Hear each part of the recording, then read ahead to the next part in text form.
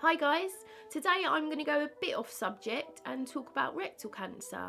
And yes, it's a thing that got me to this place with my stoma and colostomy bag, but it isn't a subject that's broached that much in the media or the press. So when I started having symptoms, I did look on Google, and usually for someone under the age of 55, you would always go to an infection first.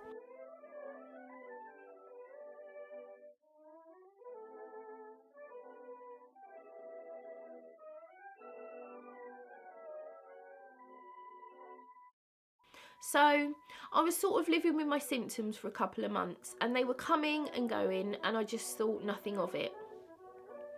Then they started coming back with a vengeance. So I went to the doctors and they took a stool sample and they did blood tests.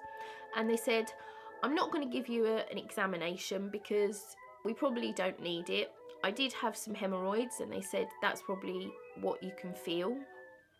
So I just went away, I did the tests and thought, not that much of it.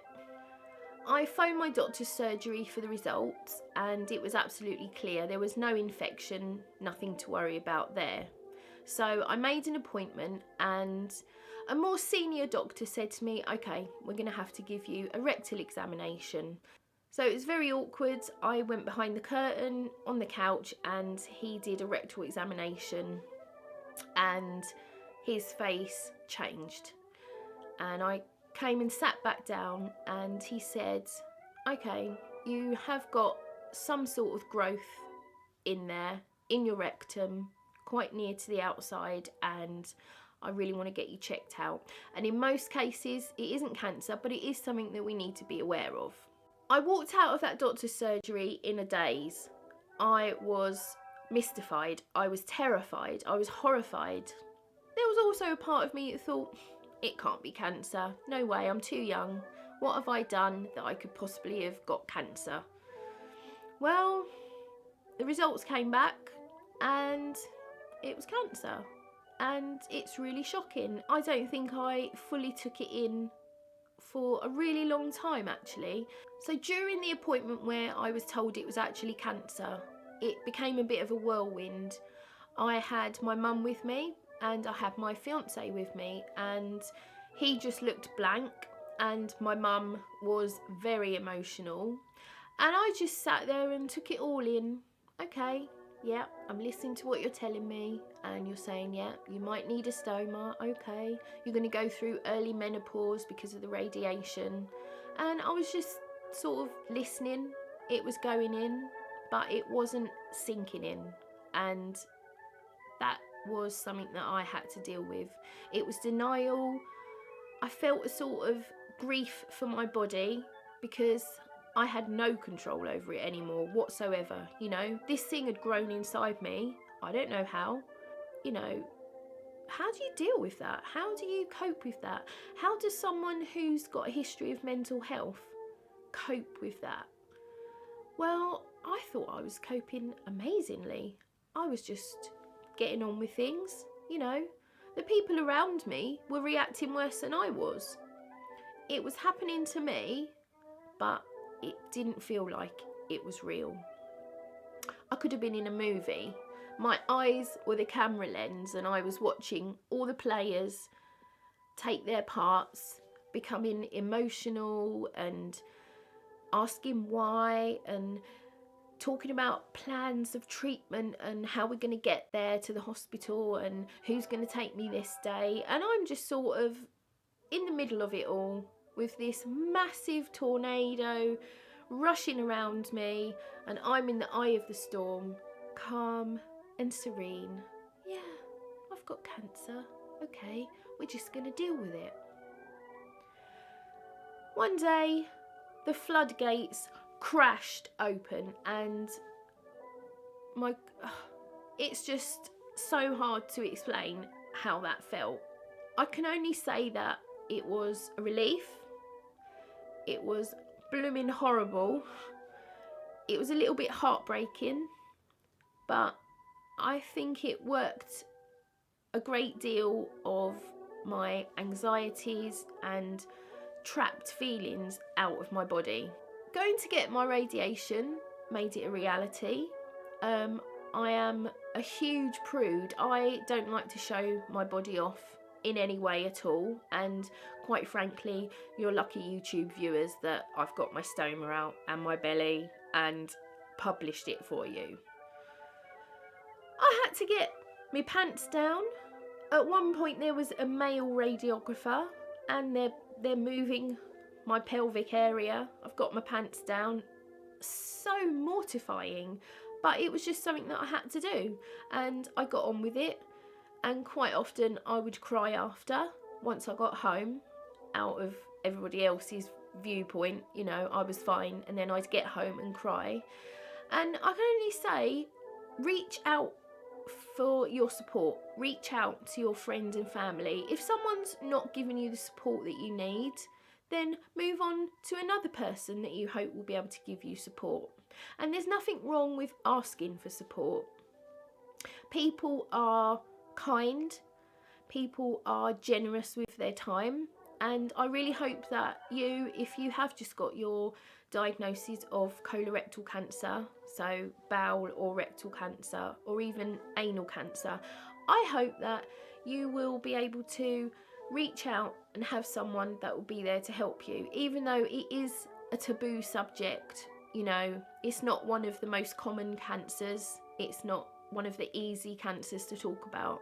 So I think if you can, there are support lines, call those. In the UK we've got the Macmillan support line, and I've spoke to them and they've helped me with everything from my emotional health, talking about financial help because things change when you have cancer, and also offering the people around me the support that they needed. So I had my surgery around about 7 or 8 months ago, and probably for the last 4 months I have been feeling really unwell, and I just thought something's not right, I don't feel right. I went in for my 6-month scan, and now it turns out that I have got 2 areas on my lungs and a possible node involvement in my neck that is cancerous. So I've gone from stage 3 rectal cancer to now stage 4. And could I be more terrified? Probably not. Do you know, I probably could be more terrified. I'm not scared of the dying part itself. Hopefully that will happen in many years to come, because this is a massive possibility these days, you know. And just like last time, I'm more worried about how everybody else is feeling than how I'm feeling myself. I went to an amazing place on Monday, the Penny Bronze Centre in Bristol, and I'm really lucky that I live so close to it. And it was so zen and tranquil, and everyone was really, really beautiful and lovely, and it was amazing. And if you've got anywhere like that near you, go there and get whatever support you can.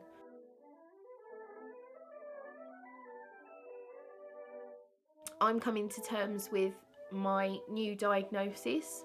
I'm coming to terms with the fact that for the rest of my life, and hopefully that will be a long, long time yet to come, I'm going to be dealing with cancer as a chronic illness. I'm going to be needing 3 monthly scans and whatever treatment they throw at me. I've got to make lifestyle changes. I want to make lifestyle changes to help in whatever way I can so that I can feel healthier. So anyway, I'm not doing this video because I want a pity party. I hate pity, sympathy. I really hate feeling like the victim. I'm hugely independent, and you know, people's attention is not what I want. I really don't. I like to be left alone when I feel unwell, and I haven't ever felt more unwell than now, so really I just want to get on with it myself. But I think putting this out there, if you want to talk to me, I want to talk to you. If you want to know anything, I'll try and help you out with the answer.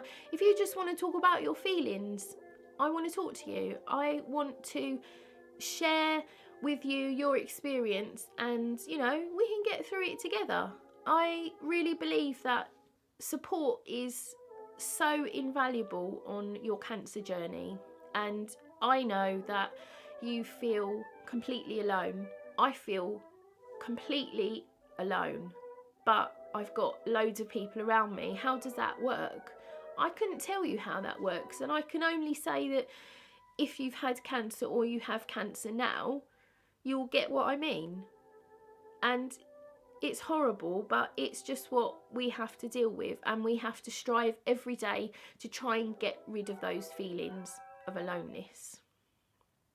So please do get in touch with me. Just message me on YouTube or leave a comment and I will message you back. Wherever you are on your cancer journey, remember, stay strong, and if you don't want to stay strong, you don't have to. Let out whatever you need to let out. Be weak, be strong, be genuine to yourself, and that is the best that you can do for yourself, and that's what I'm going to try and do. I hope you find the support you need, and if you can't, then let's try and find some for you. Take care. Toodaloo.